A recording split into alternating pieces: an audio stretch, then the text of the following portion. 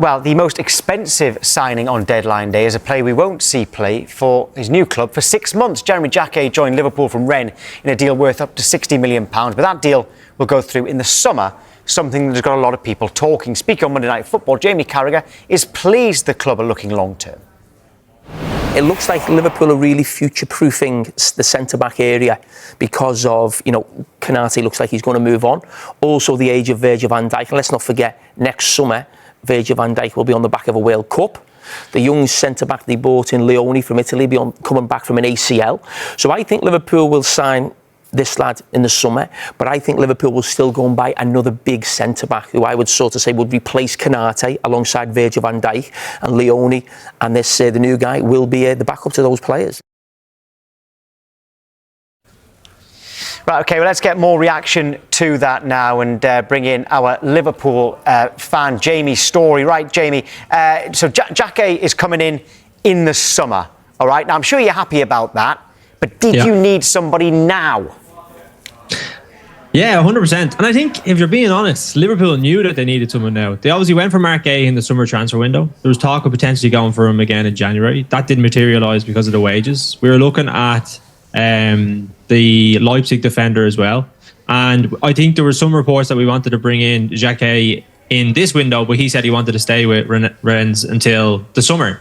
So, to be honest, I think Liverpool did realise that they needed a defender now. And you look at like some of the injuries that we have, like Frimpong is obviously out, Bradley is out, Gomez is an injury risk, Konate came back a little bit early for the Newcastle game. Liverpool needed a defender in this window, and I think most Liverpool fans are disappointed that that didn't materialise. Jamie, do you think it's almost like this Jacquet situation, it's like lessons learned from what happened with Mark Gay?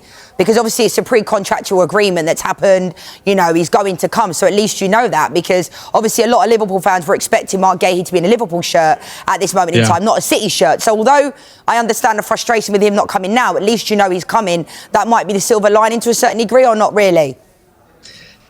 Not really, to be honest, because I think, in my opinion, if you look at the way we are, the situation that we're in now, I think Liverpool are one big injury away to Konate or Van Dijk to having our season completely derailed. I think in the Champions League, Liverpool have an outside opportunity because I don't think there's a standout team in the Premier League in the Champions League. And I think Liverpool, with the experience they have in that competition, can potentially win it.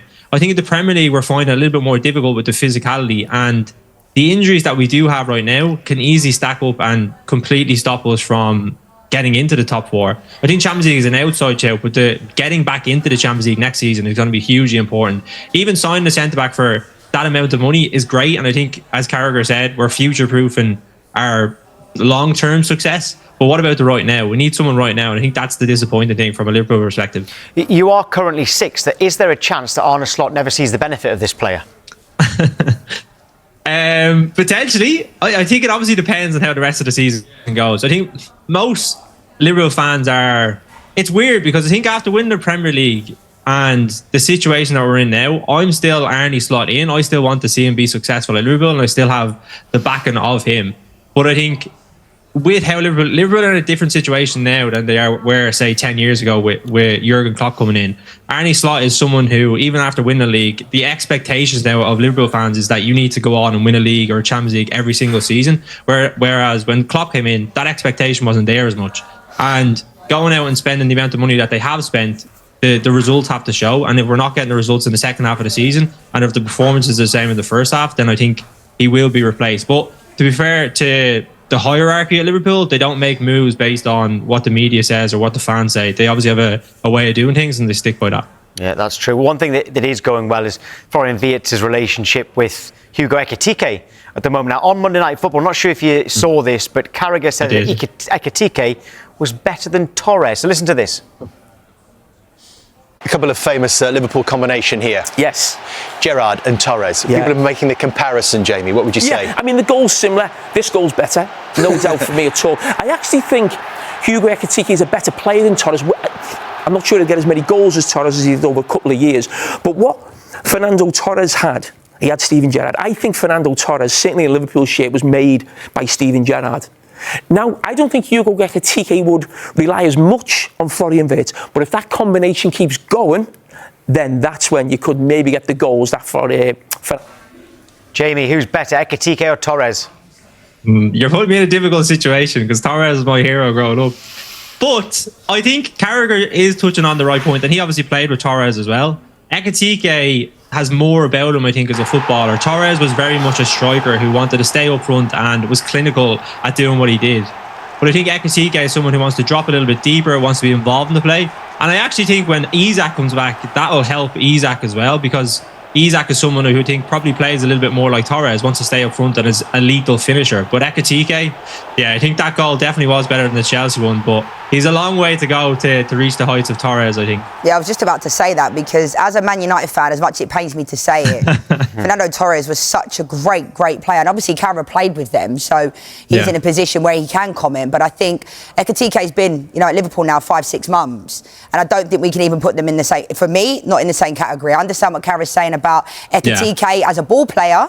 And I like Ekitike. I remember in the show a few months ago, Tom, we were comparing the signings. Yeah. And I was saying Ekitike is one of the best signings before he'd even really gone on to push on. You could see it from the moment he stepped in a Liverpool shirt. But for me, I don't think we can even compare them in the same breath until at least a couple of seasons. Yeah, we're getting a few messages in saying something similar. Just very quickly, Jamie, just to end this. I've said that you're 6th in the table. You've said that winning the Champions League is an outside bet. But how surprised will you be if you don't qualify for the Champions League? If we don't qualify, I think that would be a big thing for Liverpool not to do. But with the amount of money that we have spent and the players that we have, I think if you look at the quality of players on paper, I think Liverpool have the more quality than, say, Chelsea and United. I think the issue is that we haven't found the consistency. They've obviously changed manager, so they have a new way of doing things and new ideas that are being brought to the table. And United especially seem to have been getting the benefit of that. But yeah, it would be hugely disappointing from a Liverpool perspective if we didn't get it. And I think that would cost Arne Slot's job if we weren't to get it. OK, all right, thank you. Nice one. Cheers, guys. Well, you see Liverpool's next league game. It is a huge one. It is Manchester City from Anfield. That's Super Sunday, 4 p.m, live on Sky Sports Premier League.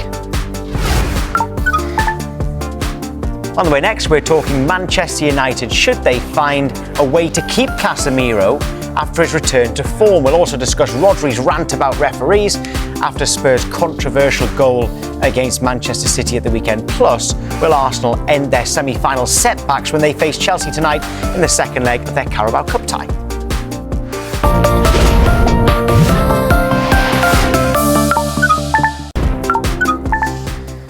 So it was a quiet transfer deadline day, but Crystal Palace were at the centre of the drama. They signed Jorgen Strand-Larsen in a deal worth £48 million.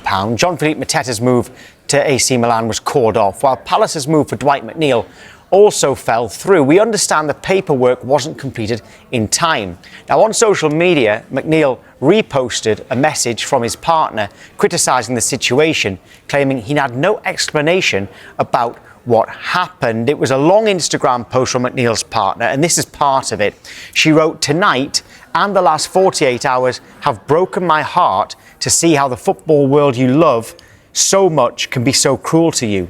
To have something promised to you, to have been dragged along on an emotional roller coaster and to be toyed with until the final minute, to have 4.5 years of your life promised to you, travelling, medicals, agreements made, promises made, to have prepared to move your entire life, our lives, hundreds of miles away in the space of a few hours, for it to be torn away from you at the last second with absolutely no explanation, going from everything to radio silence, no phone call, no communication, and be left broken-hearted with nothing but confusion, has hurt me more than I can say."